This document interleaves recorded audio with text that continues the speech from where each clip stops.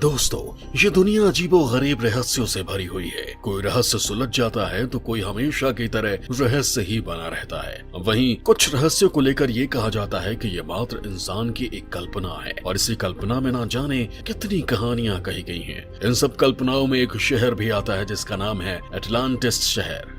माना जाता है कि ग्रीक सभ्यता का शहर एटलांटिस अटलांटिक महासागर में एटलांटिस एक टापू पर स्थित था। ये काल्पनिक शहर दुनिया भर में खोजा जाता रहा है लेकिन कभी इसके बारे में पता नहीं चल पाया है। लेकिन हाल ही में इस शहर को लेकर कुछ ऐसे दावे किए गए हैं जो हमारी कल्पना को सच साबित करते हैं। पुरातत्वविदों का कहना है कि उन्हें गहरे समुद्र में पीली ईंटों से बनी खंडहर नुमा सड़क मिली है जिसे एटलांटिस जाने का रास्ता माना जा रहा है। तो क्या सच में है एटलांटिस शहर या फिर इस खंडजानुमा सड़क का कोई और रहस्य है? आखिर क्या है एटलांटिस शहर की कहानी और क्या है गहरे समुद्र में पीली ईंटों से बनी ये रहस्यमयी सड़क का रहस्य? ये सब जानेंगे आप इस वीडियो में, तो बिना स्किप किए आप ये वीडियो अंत तक जरूर देखिएगा। दोस्तों, आपने और हमने बचपन में न जाने कितनी ही परियों और शहरों की कहानी सुनी होगी। कभी कभी तो हमें लगता था कि ये कहानियां और किस्से कल्पना नहीं बल्कि हकीकत हैं और इन्हीं कहानियों का हिस्सा रहा है एटलांटिस शहर। इसके बारे में सबसे पहले ग्रीक दार्शनिक प्लेटो ने 400 ईसा पूर्व में लिखा था। प्लेटो ने कहा था कि एटलांटिस एक उन्नत द्वीप सभ्यता है जिसका विशाल समुद्री साम्राज्य है। प्लेटो के मुताबिक एटलांटिस उनके समय से भी 9000 साल पुराना था। प्लेटो ने कहा कि एटलांटिस साम्राज्य के मध्य में था। इस शहर के बारे में बताते हुए प्लेटो ने कहा था कि यहाँ एक विशाल बंदरगाह की दीवार और विशाल प्रवेश स्तंभ था। इसमें समुद्री देवता पोसाइडन का मंदिर भी था। ये बहुत ही समृद्ध शहर था। प्लेटो के मुताबिक एटलांटिस को उस समय धरती की सबसे खुशहाल जगह माना जाता था। यहाँ सोना और चांदी के साथ ही बहुमूल्य पत्थरों की भरमार थी। द्वीप पर दूर दूर तक हरे भरे मैदान फैले हुए थे। जमीन बहुत उपजाऊ थी। बड़ी तादाद में पशु पक्षी थे। ये शहर 5 क्षेत्रों में बटा हुआ था। इसके साथ यहाँ की शासन व्यवस्था भी आदर्श थी। प्लेटो ने कहा था कि एक द्वीप जो पिलर्स ऑफ हरक्यूलिस के सामने है, जिब्राल्टर के होने के संकेत प्राचीन काल में मिलते रहे हैं। एटलांटिस के बारे में प्लेटो के लिखे को आधार बनाते हुए शोधकर्ताओं ने भूमध्य और अटलांटिक महासागर के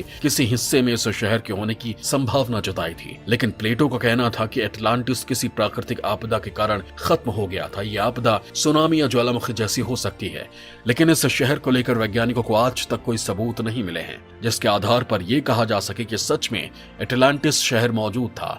बताया जा रहा है कि पुरातत्वविदों ने गहरे समंदर में पीले ईंटों वाली खड़ंजानुमा सड़क खोज निकाली जिसे एटलांटिस जाने का रास्ता माना जाता है। विजर्ड ऑफ ओज में ये पीली सड़क देखने को मिलती है। गहरे समंदर में बनी यह सड़क अजीब से पत्थरों की बनावट शोधकर्ताओं को काफी हैरान कर देने वाली है। शोधकर्ताओं का कहना है कि ये पत्थरों की बनावट एक खड़ंजे की तरह है। ये सड़क प्रशांत महासागर में पापहाना मोकुकुआक समुद्री राष्ट्रीय स्मारक में लिलुओ ओकलानी रिज में मिलती है। PMNM अमेरिका में है जो दुनिया के सबसे बड़े समुद्री संरक्षण क्षेत्र में से एक है। ये क्षेत्र इतना बड़ा है कि शोधकर्ता आज तक इसके तल का सिर्फ 3% ही खोज पाए हैं। अपनी खोज के दौरान मिले इस खड़ंजे को लेकर एक शोधकर्ता का कहना था कि उसे लगता है कि ये समुद्र की गहराइयों में खो चुके एटलांटिस शहर की तरफ जाने वाली सड़क है। तो वहीं एक शोधकर्ता ने इसे पीले ईंटों वाली सड़क बताया, लेकिन इसे लेकर वैज्ञानिक और भी दावे कर रहे हैं। उनका कहना है कि असल में ये कोई सड़क नहीं है। शोधकर्ताओं ने बताया कि गहरे समुद्र में प्राचीन सक्रिय ज्वालामुखी भूविज्ञान का एक उदाहरण है। ये चट्टान उच्च ऊर्जा विस्फोटकों के कारण बनी है जो समुद्र तल पर बन गई है। पिघले हुए पत्थरों को अचानक ठंडा करने पर इस तरह की ईंट नुमा आकृति बन गई है। शोधकर्ताओं का कहना है कि यह सड़क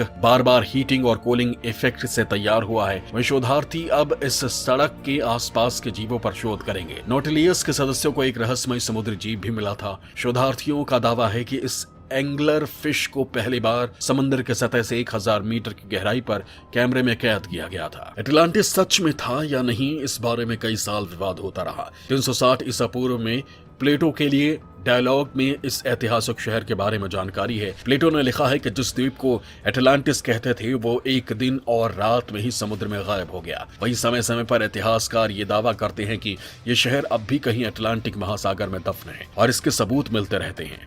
मशहूर लेखक चार्ल्स बर्लिट्स ने अपनी किताब द मिस्ट्री ऑफ एटलांटिस में इसके अस्तित्व को साबित किया है।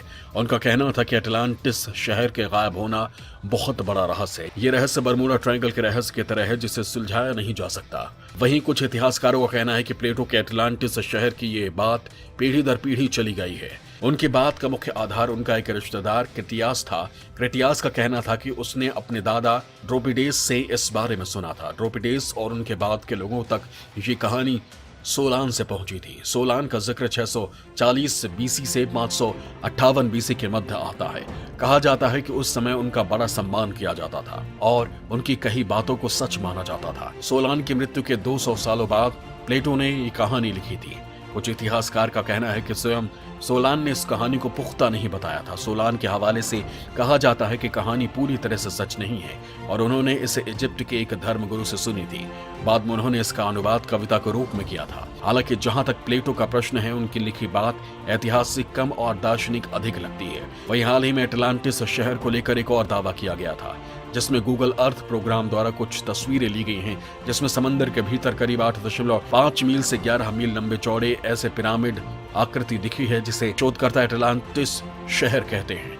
वहीं यूएफओ से जुड़े शोधकर्ताओं का दावा है कि ये पिरामिडीय आकृति दूसरी दुनिया के जीवों का स्पेस शटल भी हो सकता है। वहीं कई वैज्ञानिकों और इतिहासकारों का मानना है कि वो एक दिन शहर में खोए हुए शहर को खोज लेंगे। वैसे तो अटलांटिस शहर का अस्तित्व दार्शनिक प्लेटो की कल्पना ही मानी जाती है, क्योंकि कोई भी इतिहासकार इस शहर के होने के दावे को साबित नहीं कर सका है, क्योंकि अब तक इस शहर का कोई भी अवशेष समुद्र तल में नहीं खोजा जा सका है। इसका क्षेत्रफल पूरे एशिया के क्षेत्रफल से भी ज्यादा बताया जाता है। ऐसे में यह असंभव लगता है कि इतना बड़ा क्षेत्र ओशोग्राफी की आधुनिक तकनीकों, पनडुब्बियों और गहन खोज के बावजूद वैज्ञानिकों की नजरों से बचा रह जाए। प्लेटो की कहानी के मुताबिक अटलांटिक महासागर के जिस हिस्से में इसके होने का दावा किया जाता है, वो इतनी बड़ी नहीं जिसमें ये विशाल शहर समा सके। लेकिन फिर भी दुनिया भर में इतिहास में जिज्ञासा रखने वाले लोग आज भी खोए हुए शहर अटलांटिस को ढूंढ रहे हैं। वैसे ये भी कहा जाता है कि द्वापर युग की कृष्ण नगरी द्वारिका भी पानी में समा गई थी और आज भी समुद्र में उसके अवशेष पाए जाते हैं। इसे लेकर शोधकर्ताओं को भारत के गुजरात प्रांत में कैम्बे की खाड़ी में प्राचीन द्वारिका शहर के अस्तित्व मिले हैं और इसके लिए कहा जाता है कि यह भगवान कृष्ण की प्राचीन नगरी द्वारिका है। ये भारत के 7 अति प्राचीन शहरों में से एक है। बहरहाल ये कहना मुश्किल होगा कि अटलांटिस शहर का सच में